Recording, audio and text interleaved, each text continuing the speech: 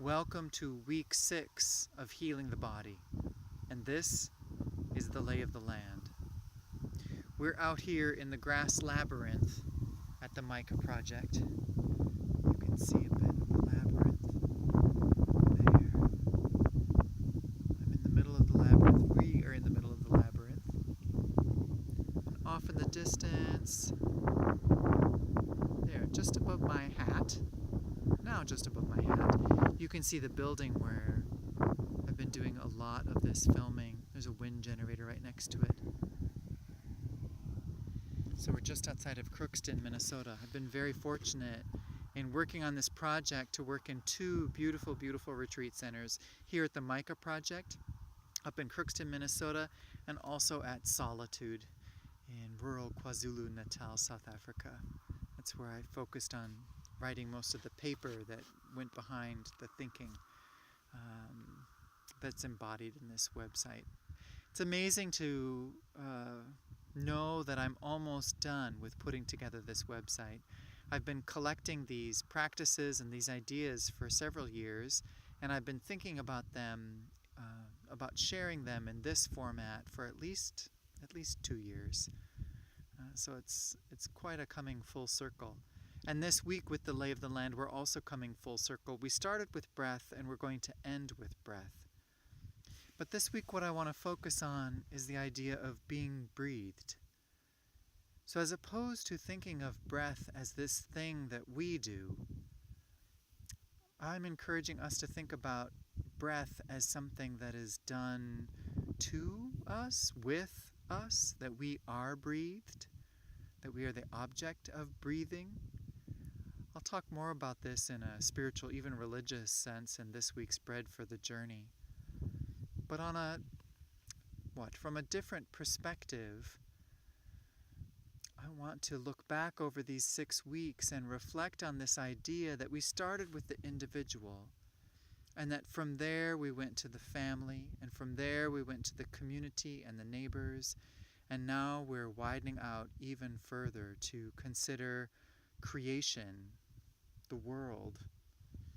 And so this is a really perfect place for me to film this last installment of Lay of the Land for Healing the Body. You know, in the midst of some of my darkest, bleakest times, when I felt most sick, when I was most despondent, my sister said something really wise to me. She suggested that I get out of the house. My wife said something similar to me over and over again. I would go to the bedroom and I would try to lie down and I would try to relax and I would try to meditate and I would do all this trying. And at the time I was experiencing quite a bit of insomnia and pain, so that just magnified things even more. And she also encouraged me to get up and get out there.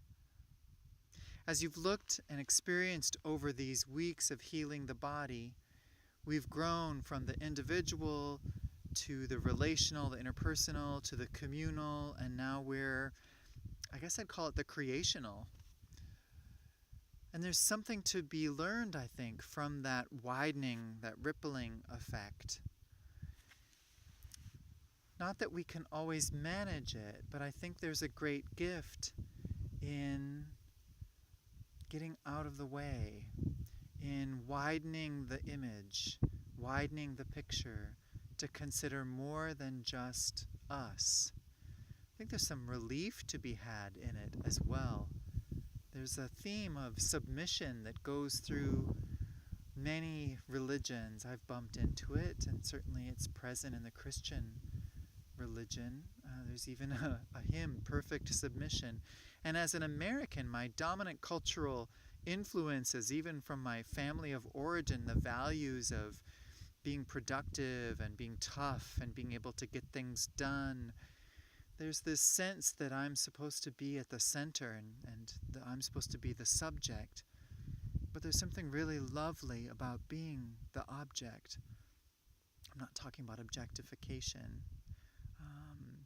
in the way that we frequently talk about it in terms of women or other members of less privileged groups are objectified by those who have more socioeconomic, political power.